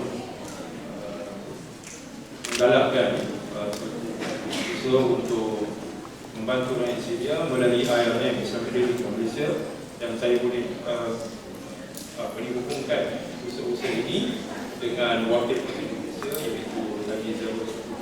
Dan mungkin IR Islamic Relief pun ada di pun mungkin boleh juga membuat menjalin kerjasama dengan mereka. Mudah-mudahan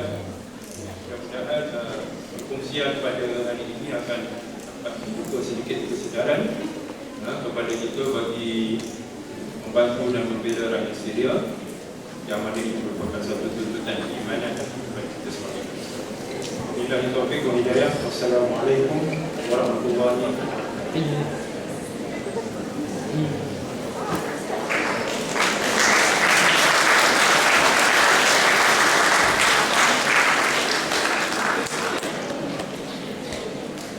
Alhamdulillah, demikianlah tadi kongsian berfikiran dan bacaan yang cukup berharga, cukup hebat dan cukup informatif dari Profesor Madya Hafizi Muhammad Nur Musi Asal Sharifah. Jadi kemungkinan tidak cukup masa lagi kerana kita akan meneruskan sesi seterusnya sekejap lagi. Tapi sebelum tu saya akan bertanya, ada sedikit pengumuman. Esok kita akan ada satu lagi sesi sama dengan Profesor Madya Hafizi yang lebih menarik, lebih informatif. Untuk maklumat semua guys, Profesor baru saja pulang daripada Palestin, kalau tidak silap saya, dan telah berjumpa dengan Perdana Menteri Palestin Ismail Haniyeh. Jadi esok mungkin siapa yang hadir akan mendapat satu yang sangat fresh, sangat dan semua mungkin tidak pernah dengar di mana-mana. Kita akan dapat sendiri daripada doktor. Jadi siapa-siapa esok yang mungkin boleh datang, silakan tangan. Ada siapa yang boleh datang esok? InsyaAllah boleh angkat tangan.